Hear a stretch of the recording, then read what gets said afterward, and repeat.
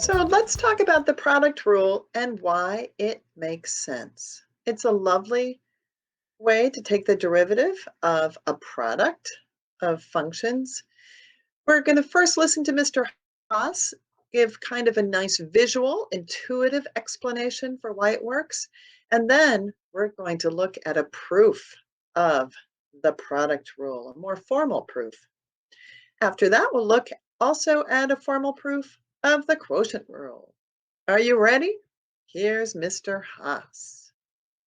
Imagine that A and B represent the sides of a rectangle. So A times B, of course, would be the area of this rectangle. Now imagine I'm stretching the rectangle in the horizontal direction, so A is changing, the length of A is changing, and I'm stretching it in the vertical direction here, so B is changing.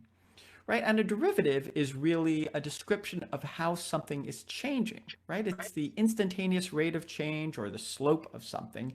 So my derivative represents the change in the area of this rectangle. So let's think about how the area of this rectangle must be changing. So remember, my rectangle is being stretched in the horizontal direction. So I'm representing that with this little sliver right here. This little orange sliver represents the change in area as I stretch it in the horizontal direction. And I'm calling this little slice the change in A, right? A derivative is really just how something is changing. So this is how A is changing times B, right? That's the area of this little orange rectangle. And the rectangle at the bottom represents how my area is changing when I stretch it in the vertical direction. Now this little amount right here is just the change in B times A, length A. So how could I describe the change in my rectangle's area? Well, clearly it's just the sum of these two little orange slices. Well, this is just A prime B plus A B prime. Hey, that's the product rule. So Mr. Haas is the best.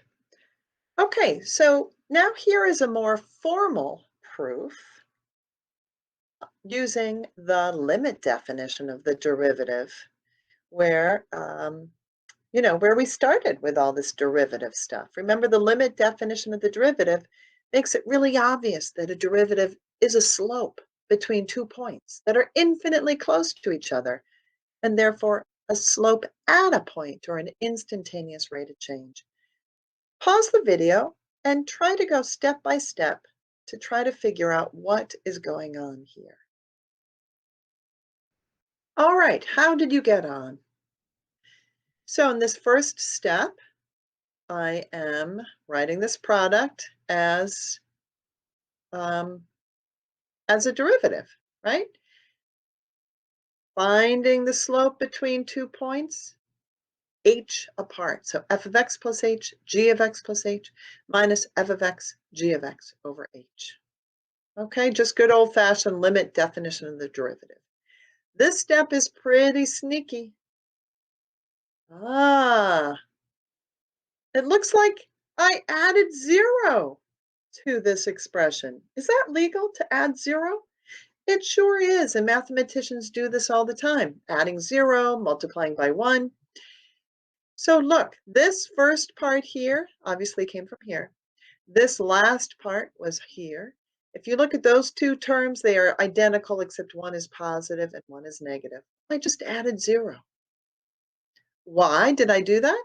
So I could split this up into two fractions. I think if you look at that, that's legal. Now, if I look at this numerator, they both have a common term of g of x plus h, so I factored that out. Here, both of these numerators have a common term of f of x, so I factored that out. And now I'm at this line. So here I have the limit, blah, blah, blah, times g of x plus h plus.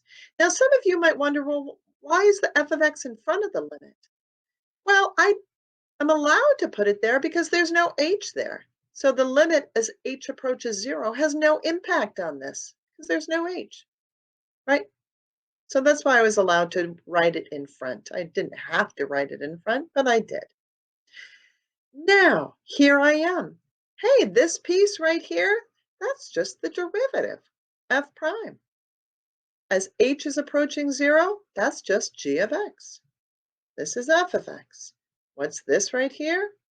Oh, that's just the limit definition of the derivative, g prime of x. And there is your product rule. How cool is that? Ready to try the quotient rule?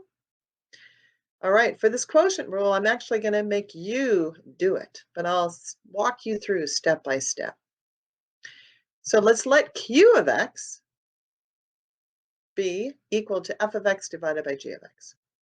So just walk through step by step and see if you can arrive at the quotient rule. Pause the video and give it a try. All right, how did it go? Let's see. So here I am. I did the cross multiplying. Product of the means is a product of the extremes. I just put q of x over 1. Then I used the product rule to take the derivative.